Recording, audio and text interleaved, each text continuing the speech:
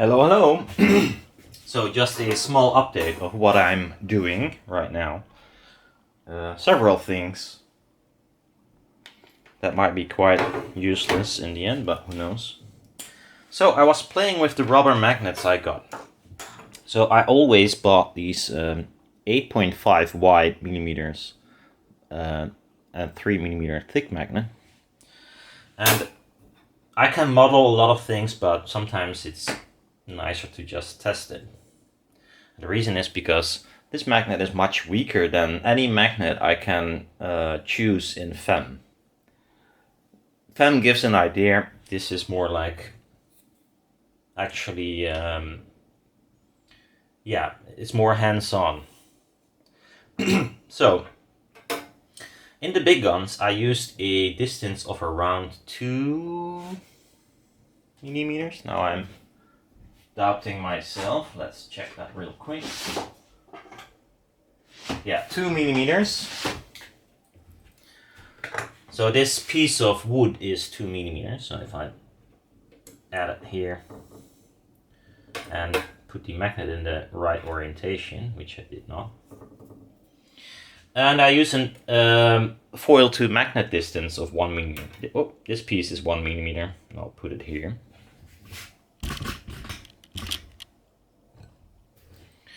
Now I got my probe and I measure in between the magnets, so where the wooden piece is will be my magnetic gap. Is this in frame even? Yes, it is. And that will be around 34 is around the maximum I can get. Smack on in the middle. 34 millitesla. So, I mean, we're talking rubber magnets. It's really weak, and it will remain weak. Then I thought, well, what if I bought bigger magnets, but before I do so, I might be able to see what it does with two of these, like this. That resembles a bigger magnet. And that will be 45. So it's not like double the thing I had before. But I thought, it is higher. So what if I increase the excursion from 1 millimeter to 2 millimeters and compare that? Then you will see the highest is around 35 I can get. With these single magnets, I had 34. So with this thickness of magnet, I could increase excursion to 2 millimeters. And if you look at what it does, let's say if you want to play down to 50 Hertz, and you increase excursion from 1 to 2, you could have 6 dB more output. Or you can choose to not lower it by half, so not 25 Hertz, but more like, let's see, half of that. So that would be like around 35 or something. 37 Hertz or something in this region, and you have the same output. Now I don't think that's useful to do with this kind of magnets, but I think it might be useful if you go down to 45 and you add, or you're able to add 4 dB more of excursion with the rubber magnet. I think that's interesting, or maybe increase the efficiency. And you would do that if you still used 1 millimeter, and then the millitesla is 46. But the problem is that it's not like twice as strong as using one magnet. If it was, then you would gain 6 dB. In this case, it would be more like 1 or 2 dB. Maybe less even. So in this case, it's more interesting to use higher Xmax and have about the same output as I had with one of the magnets instead of two on top of each other, but gain 6 dB more SPL max, or whatever, how you call it, max SPL. So what I did, I bought new magnets. Oh, I'll leave these here, by the way. Let's leave it here. I'll show you the roll because it's funny how big it is. So I bought a new magnet roll, which is this size. That's pretty heavy. So they are, of course, more expensive. Of course, they are. Oh, I have to turn around. The rest of the magnets are standing here in this box. Look at that thing. It's like a huge donut. Well, anyhow, they are 9 millimeters wide, so slightly wider, not by much, half a millimeter, but they're twice as thick. So they're exactly twice as thick.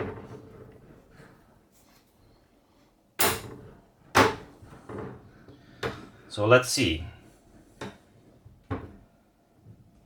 I'll add a piece of 2 millimeter in between to have the same spacing.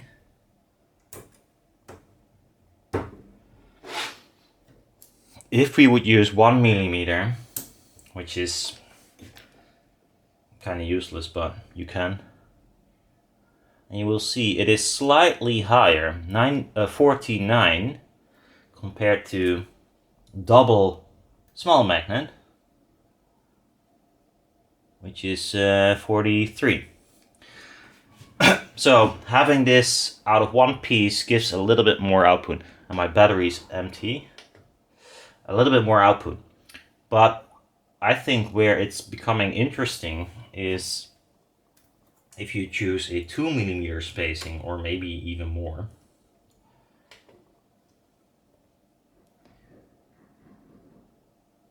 Two millimeter spacing, 42.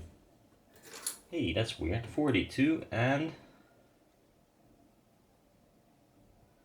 Okay, 42 and 51. Well, anyhow, 42, give or take, compared to 1 millimeter spacing on the old magnets. Then I have to remove actually one magnet.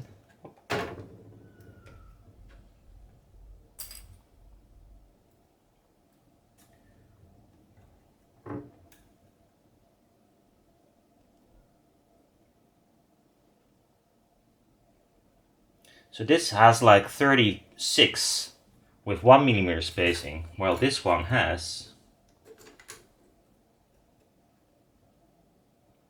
43 at 2 millimeter spacing. So this magnet is more expensive. It's less expensive than adding two of these thinner magnets on top of each other, so that's a good thing already. But as well, I have with the 2 millimeter distance a little bit higher field than I have with 1 millimeter distance on the original. So I might be able even to go to 3 millimeter distance. I got around 32. 32, and this was 36. So yeah, 3 millimeter is pushing it. So I'm not sure yet what to do. Choose even more excursion and slightly lower field than the original big guns. I think if I ramp it up to 2 millimeters, I think it's best of both worlds. It has twice the excursion as the original magnets done, and also it has slightly higher field. And so yeah, I'm not sure how well this works yet, but with this magnet I can get double the X-max and increase the distance from magnet to magnet, which makes it possible to drive a foil trace a little bit better, because this is a gap of 1 or 2 millimeters, but the foil that will be sitting there is always bigger than that, so it will be used better in this method, and it has even a little bit more magnetic field. It's still weak, of course.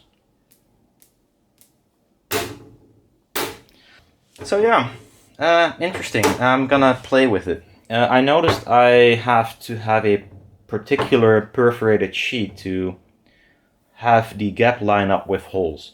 So I need R3, so that means the hole size, and the steps, they call T, is gonna be 4.5. Really weird. Yeah, a really weird one, but I found a shop that is selling that, and it's also the shop that sells the best, cheapest metal I can find.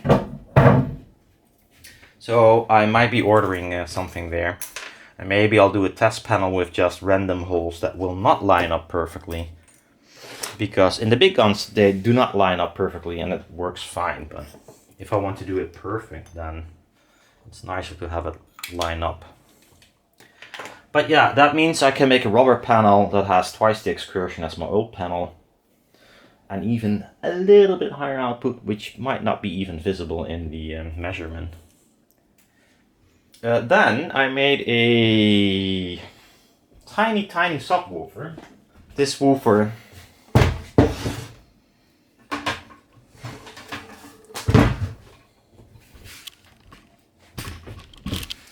woofer with MFB. This is a Epique E150HE 44 from Dayton Audio. It's a subwoofer, in this case in a closed box, which you would normally not use it in, with 13 or 14 millimeter X-max one way, which is insane. Now, this can be placed in a very tiny box. The biggest problem is, if you want to make it like a bass reflex, the port needs to be rather big because this has a huge X-max. By doing so, if you make the port big, so you don't have scuffing, the port length will be huge. So let's say you have a small box, although in a bass reflex it would be a little bit bigger, then the port will take up a lot as well, and you have to add that. You cannot put it in the same box, then the volume is incorrect. So this would be much larger, while you still have a tiny driver, which is I think it's weird. You could use passive cones, but still, it will be weird. So on Sunday, we'll be trying to use MFB, emotional feedback, on this. So we'll have its own amp, and a optical thing that will monitor its movement and compensate for it. In this way, it will cost you an amplifier and etc. You could use this box as small as this one, which is ridiculous. I've CNC'd some extra wood that I can put inside to change the Q of this box. It's right now at 0.707 or 0.1. So it will be 3.3 liters, and then the woofer itself takes up 0.85 liters, so I added that, and this is the box I ended up with. Pretty ugly from all kinds of random material I have left, and hopefully this is sealed. But yeah, we're gonna play with it, see what it does. It could be the tiniest sub I ever had or made. Well, a benefit from this driver is that it reaches quite high, so you could even use it like a woofer in a two-way, even. Yeah, you could use it in a two-way. Downside, very inefficient, but if they're active, who cares? So that's what I'm doing. Yeah, looking forward to play with this magnet. And yeah, It's so fun. I mean, I bought 3 rolls. It's so heavy. It was 35 kilos. But it is all, it's 150 meters of this stuff, so yeah. Pretty cool. With the rubber magnet, it is a bit like collect them all for me.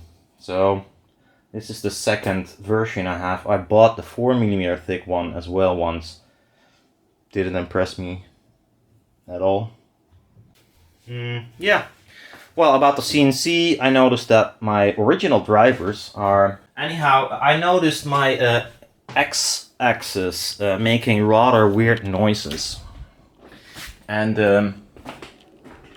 I thought it was the motor. It sounded like the motor.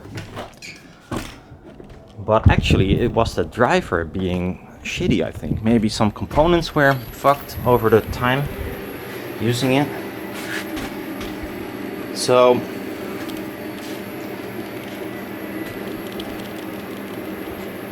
I bought a new driver from Valder. It is a Chinese knockup, that huge big motherfucker.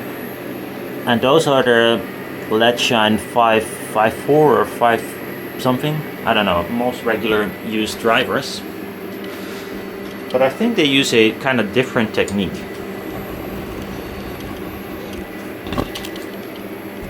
I believe the Chinese ones from Velder. Let me remove this noise. You can hear the motors hum, and it's mostly the Y-axis, which has the old drivers. And I'll show you how much noise the X-axis makes now with the bigger and even cheaper. I mean, 29 euros, that's insane. I think compared to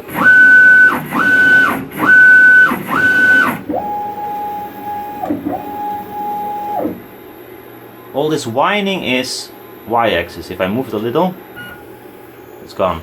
So I will be replacing the rest of the drivers with the same huge driver, which is far overkill, but I think they might be able to last even longer because they're not doing much. So yeah, that's a small update on that.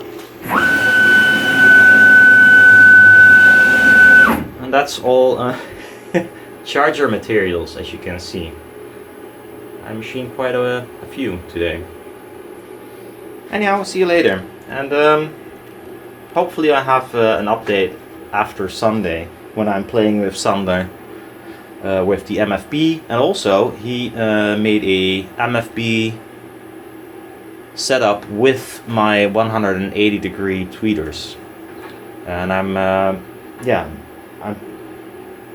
I wonder how it sounds. He was very pleased with them. I did not use them, so I said, well, if you want to try them, do your thing. He likes them, so who knows. See ya.